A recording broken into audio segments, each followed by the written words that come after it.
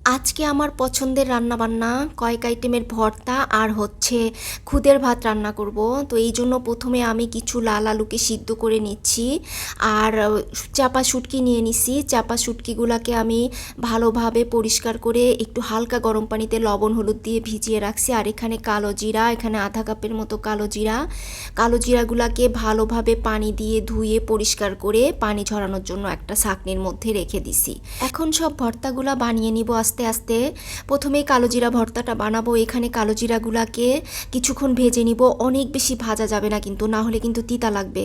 যখন কালো জিরার ভাজা একটা ফ্লেভার চলে আসবে তখনই নামিয়ে নিব।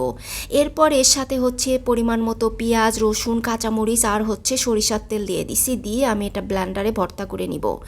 আর এখন হচ্ছে বরবটি ভর্তা বানাবো। এই জন্য লবণ হলুদ দিয়ে বরবটিটাকে কিছুক্ষণ সিদ্ধ করে নিব। আর এটা হচ্ছে ঢাকনা দিব না, তাহলে কিন্তু সবুজ ভাবটা থাকবে না। ঢাকনা দিলে সবুজ কালারটা নষ্ট হয়ে যাবে।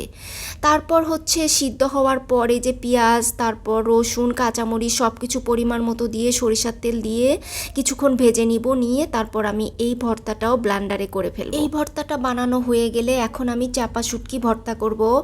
আর এখানে হচ্ছে রসুন, তারপর পেঁয়াজ, কাঁচামরিচ, রসুনের পরিমাণটা কিন্তু আমি চাপা শুটকি ভর্তার মধ্যে একটু বেশি দেই। সব কিছু ভাজার পরে তারপর চাপা শুটকিটা দিয়ে দিছি। আর তার সবশেষে দিয়ে দিলাম হচ্ছে ধনিয়া পাতা। এরপর সব কিছু একসাথে মিক্স করে একটু ভেজে নিয়ে এখন আমি এটা বেটে নিব। আর এই চাপা শুটকি ভর্তা কিন্তু বিভিন্নভাবে করা যায়। আমি আজকে হচ্ছে কাঁচামরিচ দিয়ে এভাবে করতেছি। এটা কিন্তু শুকনা মরিচ দিয়ে, তারপর হচ্ছে কাঁচা পেঁয়াজ দিয়েও করা যায়, অনেকভাবেই করা যায়। তো আমি আজকে এভাবে করতেছি। তো এই যে আমার হচ্ছে শুটকি ভর্তাটা রেডি। এখন আমি এটা বাটনার মধ্যে বেটে নিব। আর এই বাটনাটা থাকলে কি পরিমাণ যে উপকার ভর্তা করার জন্য তা বলার মতো না। শিলপাটা তো অনেক ভারী থাকে আর এই বাটনাটা একদমই পাতলা, শিলপাটার মতো অত ভারী না। তো ভর্তা খেতে ইচ্ছা করলে যখন তখনই এই বাটনাটা বের করে নিয়ে ভর্তা বানিয়ে খাওয়া যায়। তো যাই হোক, এখন আমি আলু ভর্তা করব। এখানে হচ্ছে শুকনা মরিচ সরিষার তেলের মধ্যে ভেজে নিছি। তারপর পেঁয়াজ, ধনিয়া পাতা সব কিছু দিয়ে যে আলুটা ভর্তা করে নিচ্ছি। আলু ভর্তার মধ্যে শুকনা মরিচ দিয়ে না করলে আমার কাছে ভালো লাগে না। আলু ভর্তাও তো অনেকে অনেকভাবে করে, তো আমি কিন্তু শুকনা মরিচ ছাড়া লাল আলুর ভর্তাটা একদমই করি না। আর অনেক বেশি ঝাল দিয়ে তারপর হচ্ছে আমি আলু ভর্তাটা করি। যাই হোক, আমার 4টা আইটেমের ভর্তা বানানো কমপ্লিট। এখন আমি খুদের ভাত রান্না করব। এখানে আমি পরিমাণ মতো পেঁয়াজ, তারপর হচ্ছে কাঁচামরিচ, লবণ, হলুদ আর পরিমাণ মতো সরিষার তেল দিয়ে তারপর হচ্ছে ভালোভাবে মাখিয়ে নিব। আর এখানে হচ্ছে আমি খুদের চালটা নিয়ে নিছি 3 কাপ চালকে ভালোভাবে ধুয়ে এই যে সব কিছু দিয়ে একসাথে ভালোভাবে মেখে নিয়ে এর মধ্যে হচ্ছে পানি দিয়ে দিব। আর এই খুদের ভাতটা রান্না করতে কিন্তু আর কিচ্ছু লাগে না। অনেকে অনেকভাবেই করে, তো আমি কিন্তু সবসময় আমার আম্মাকে দেখতাম যে এভাবেই রান্না করে, তো আমিও ঠিক সেভাবেই রান্না করতেছি।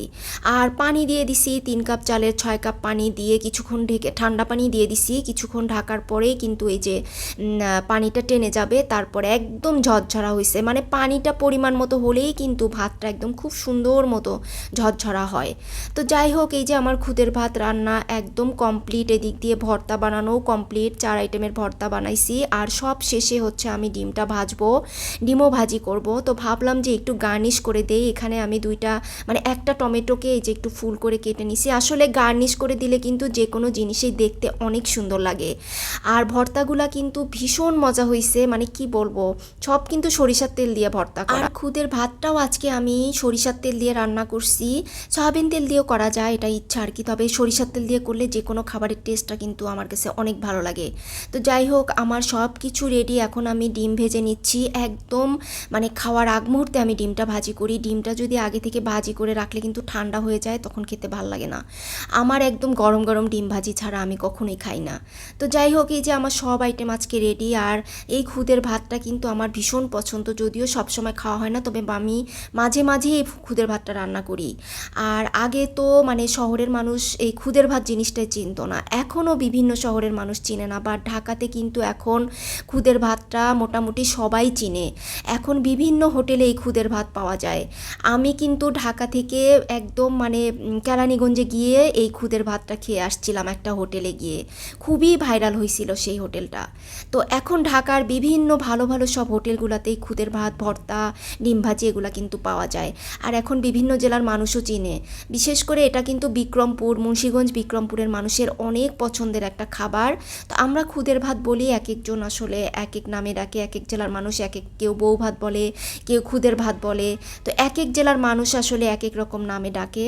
তো যাই হোক, এই তো আজকে আমার দুপুরের খাবার দাবার একদম রেডি। মাঝে মাঝে কিন্তু এভাবে ভর্তা ডিম ভাজি দিয়ে খেতে ভালোই লাগে। প্রতিদিনের রান্না থেকে, প্রতিদিনের একঘেয়েমি খাবার থেকে কিন্তু এইসব মাঝে মাঝে খেতে আমার কাছে ভীষণ ভালো লাগে। যাই হোক, আজকের ব্লগ এখানেই শেষ করে দিচ্ছি। আল্লাহ হাফেজ।